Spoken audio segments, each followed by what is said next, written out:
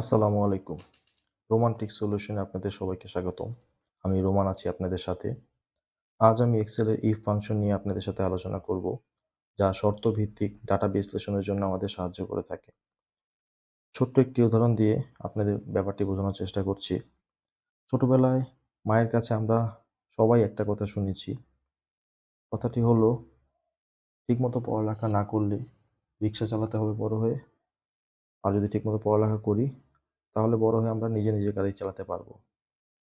এই কথাটিতে একটি শর্ত এবং দুটি ফলাফল আছে। শর্তটি হচ্ছে ঠিকমতো পড়ালেখা করা, আর ফলাফল দুটি হচ্ছে যদি শর্ত পূরণ হয় তাহলে নিজে নিজে গাড়ি চালাতে পারবো, আর যদি শর্ত পূরণ না হয় তাহলে আমাদের রিক্সা চালাতে হবে। এক্সেলেও ব্যাপারটি এমনই।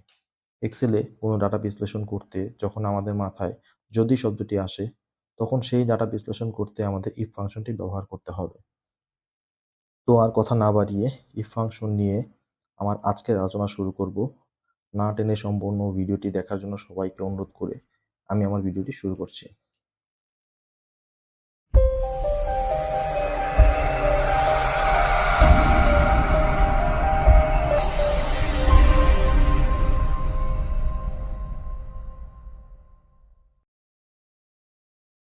If function. এক্সেলের ইফ ফাংশনটি লজিক্যাল পরীক্ষা করার জন্য একটি শক্তিশালী টুলস।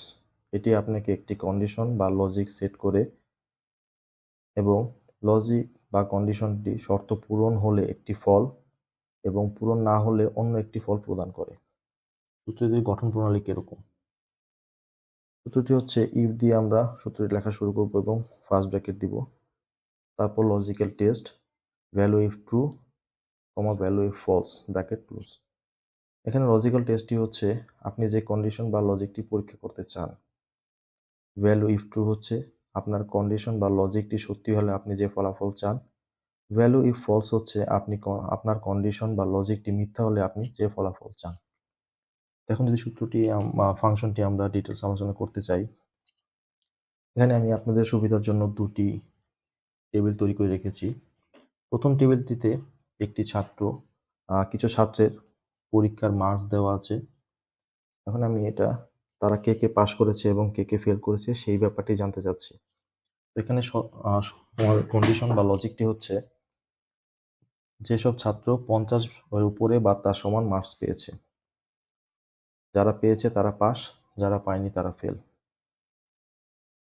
তো আমি যদি এখানে সূত্রটি লেখা শুরু করি, প্রথমে ইফ, তারপর ফার্স্ট ব্র্যাকেট দিয়ে আমি মার্কসের যে ঘরটা সেটা সিলেক্ট করব, দিয়ে লজিকটা হচ্ছে greater than or equal to 50, যেটা পাস মার্ক, দিয়ে F4 দিয়ে দিব, কমা দিয়ে যদি এই লজিকটি সত্যি হয় তাহলে আমরা কি চাচ্ছি, আমরা চাচ্ছি এই লজিক সূত্র হলো যারা এই লজিকটি ফুলফিল করতে পেরেছে তারা পাস লিখে কমা দিয়ে যারা লজিকটি ফুলফিল করতে পারেনি তারা ফেল।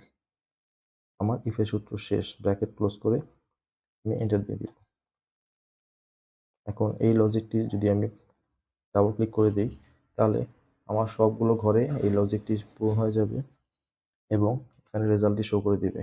যেমন এখানে আহমেদ আলী 50 পেয়েছে, তার মানে সে পাস মার্ক পেয়েছে এবং তাহলে সে পাস। ফাতিমা 35 পেয়েছে, তার মানে সে 50-এর কম পেয়েছে, তাই তাকে ফেল শো করছে। এইরকমভাবে আমরা ইফ ফাংশনের মাধ্যমে লজিক্যাল টেস্ট করতে পারি এবং এই লজিক্যাল টেস্টের দুটি রেজাল্ট পেতে পারি।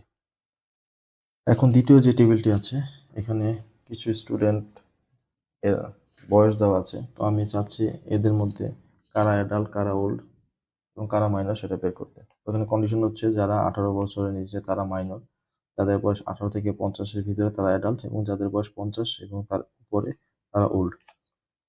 তো এটা বের করতে হলে আমাকে ইফ ফাংশন ইউজ করতে হবে।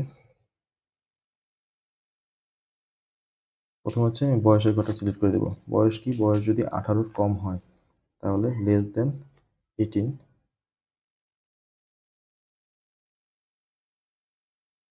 কমা যাদের বয়স 18 নিচে তারা মাইনরটা সিলেক্ট করে দিলাম, কমা দিয়ে। এখন আমি এখানে একটা ভ্যালু পাবো যদি ফলস হয়, কিন্তু আমার কন্ডিশন বাকি আছে দুটা, তাহলে রেজাল্ট বাকি আছে দুটা। তাহলে এই রেজাল্ট দুটো পেতে হলে যদি আমি চাই তাহলে আমাকে কি করতে হবে, আবার ইফের ফর্মুলা ইউজ করতে হবে। আমি আবার ইফ লিখে এখানে আমি আবার কন্ডিশন দিব, সেটা হচ্ছে যাদের বয়স 50-এর সমান বা বেশি, তাহলে গ্রেটার দেন ইকুয়াল টু 50। এই লজিকটা যারা ফিল আপ করবে তারা কি, তারা ওল্ড, এবং যারা এটা ফিল আপ করতে পারবে না তারা হচ্ছে অ্যাডাল্ট। তো এই কন্ডিশনটি লিখে আমাকে দুইবার ব্র্যাকেট দিতে হবে, যেহেতু আমি দুইবার ইফ কন্ডিশন ফাংশনটি ইউজ করেছি, দিয়ে আমি এন্টার দিয়ে দিব, তাহলে আমার ফাংশনটি কমপ্লিট হয়ে গেছে এবং রেজাল্ট শো করছে।